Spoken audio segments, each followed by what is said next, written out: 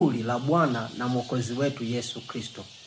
Kwenye Biblia takatifu, kwenye kile kitabu cha Wakorinto wa kwanza sura ile ya 10 mstari wa 13, neno la Mungu linasema hivi: jaribu alikuwapata ninyi isipokuwa lililo kawaida ya wanadamu.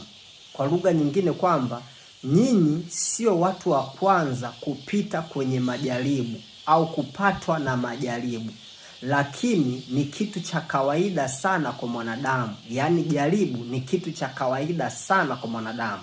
Alafu anasema hivi, anaendelea kwa kusema kwamba ila Mungu ni mwaminifu. Mnapopita kwenye hayo majaribu, mjue kwamba Mungu wa mbinguni ni mwaminifu.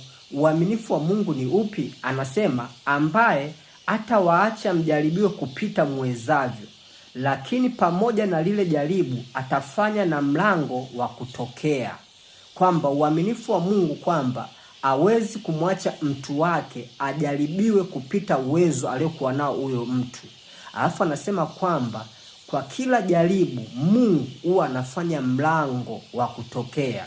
Alafu anamalizia kwa kusema ili muweze kustahimili. Mungu anafanya huo mlango kwa lengo tu muweze kustahimili. Neno hili lina maana ipi? Kwamba kwenye haya maisha yetu ya kila siku, kuna wakati tunapita kwenye majaribu, kwenye vita, kwenye makwazo na maumivu mengi ambayo kuna wakati yanakatisha tamaa, kuna wakati yanarudisha nyuma, kuna wakati unaweza kujiona uwezi kuendelea mbele.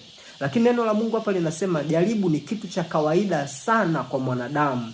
Alafu anasema pia Mungu wetu wa mbinguni ni mwaminifu, ambaye yeye kwenye kila jaribu atafanya mlango wa kutokea ili tuweze kustahimili. So wajibu wetu ni nini pale tunapoona tunapita kwenye majaribu? Wajibu wetu ni kumpigia goti Mungu wa mbinguni, kumuomba afanye mlango